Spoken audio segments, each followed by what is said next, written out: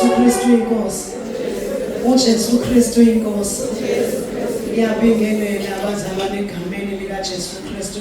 Ubingelela umpostoli noLady Apostle Sibande egameni lika Jesu. uJesu Kristu inkosi. Ubingelela obaba omama umuntu okhona endlini. uJesu Kristu inkosi. Obingelelayo umama uThwala izalwa kaThabethe. Haleluya. Amazulu athi uMathabethe. uJesu Kristu inkosi. Ngihlezi lapha phansi kuyaliwa nginalento ukuthi ngiyafuna ukuyofakaza kepha kunale voice ethi uhlala phansi wena uzoceda isikhathi. uJesu Kristu inkosi. Kepha ngiyazi mangabe kumele ngiyofakaza ngingangalaleli ngihlupheka enye into enganasize. uJesu Kristu inkosi. Ngiyalimala. uJesu Kristu inkosi. Bazalwane akukho kutheni ngizokhuluma ngako ukufakaze nginabo kube kukhona phakathi kwami ukuthi ngisho ukuthi ngizithole kanjani sengisentabeni yendlu kaJehova ngiyabonelela. uJesu Kristu inkosi. uJesu Kristu inkosi. Ngeza ke bengekho nasekhalezwe. Ekhalezwe nje ngingene ngizile ngizovakasha kahle ngibona ngifuna ibandla ngifuna la ngizongena ngifithe khona bengaka decide mangena lela ngingangena ngalo ngafika kanti years back not eziningi eminingi iminyaka ngake ngaphupha nali verse uJesu Kristu inkosi. Isaiah chapter 2 verse 2 ngaphupha ngithunywa ngiyiphupho bazalwana ngisho ukuthi ngiyashumayela noma kanjani. Ngaphupha ngitshelwa ukuthi hamba uyoshumayela ngithunywa nje Samuel ukuthi hamba ushumayela. Maye encondweni yami ngithi hey ukushumayela kumele ngihambe ngingabheki ukuthi abazalwane banjani kumele ngizwe kuqala kuNkulunkulu ngiyothandaza ke ngisakhathazwe lokho kube ngathi kunomuntu ekhuluma naye kodwa nje ngeke ngisho ukuthi ngibani. Wathi yena hayi incwadi yokuthi uyoshumayela ngayo Isaiah 2 chapter 2 ngingakayazi ukuthi ithini ngavunga phaphama lo muntu wathi leyo ncwadi leyo ushumayele ngayo yonke indawo ngaphaphama mangiphaphama ngaya straight eBhayibhelini ngapheka ngathi ithi uthini lo Isaiah chapter 2 kodwa nje ezinye zezinto bengakaziqondi kahle.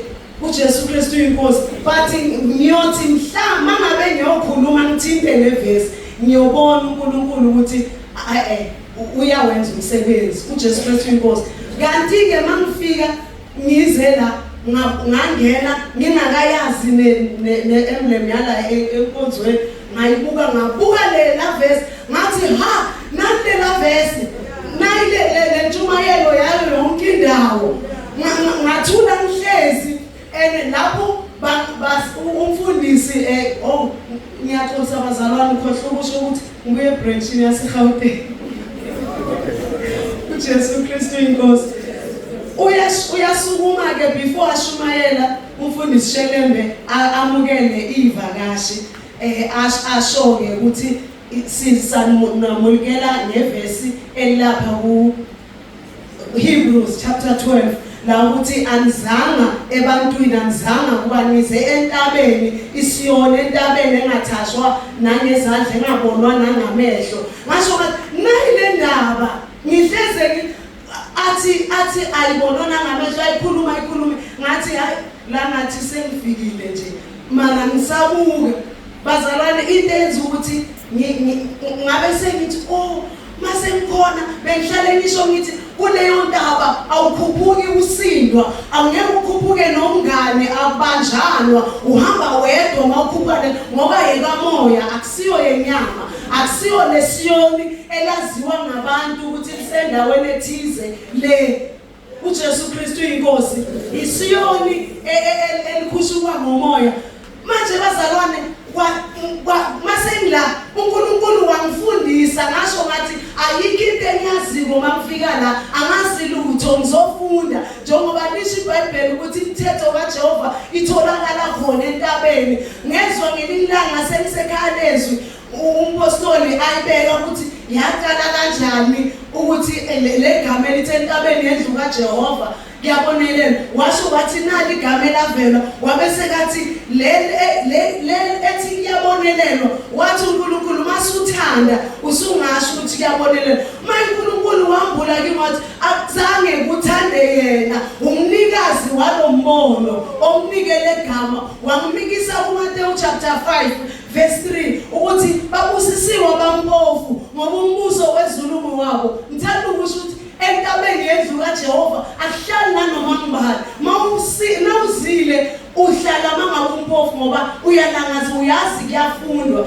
okugcina abazalwane sengiyohlala phansi into eyangisiza engasiza nomunye ocabanga ukudecide ukuza entabeni yendlu kaJehova ngisho noma ngabe kuthiwa yiliphi ibandla before uzinikela funa kwazi icala uzwile igama lesonto kepha funa wazi ukuthi umbono wesonto uthini bese uyafunda ngawo bese awugcini lapho bese uyazifaka kuwo awugcini ngokuzifaka mase uzifakile ngeke kwenzeke uyophinduka ube ngiwo lo mbono uJesu Kristu inkosi ngoba wangakwenzi lokho uzongena ube busy ngoba kubizwi kepha ngeke wazi ukuthi kubizwi ngani uzoba busy kepha uzoba busy ngokuseceleni okungekho busy ngako la ukhona khona uJesu Kristu inkosi kuyamsiza ke kuyangisebenzela nawe ungasebenza mangakhuluma ziningi izinto nokuvuma kwezono nokuthi mina awukhuphuki umsindo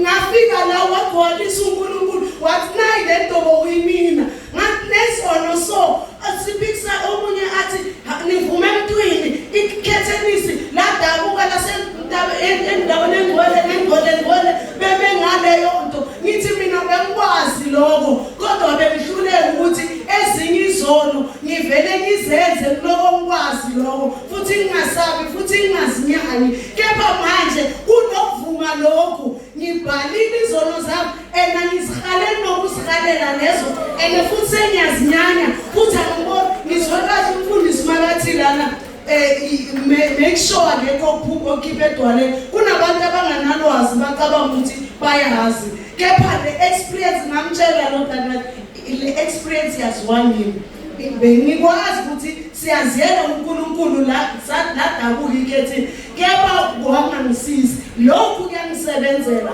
futhi ngifike ekhaya ngangena ikuningi ngashona lelanga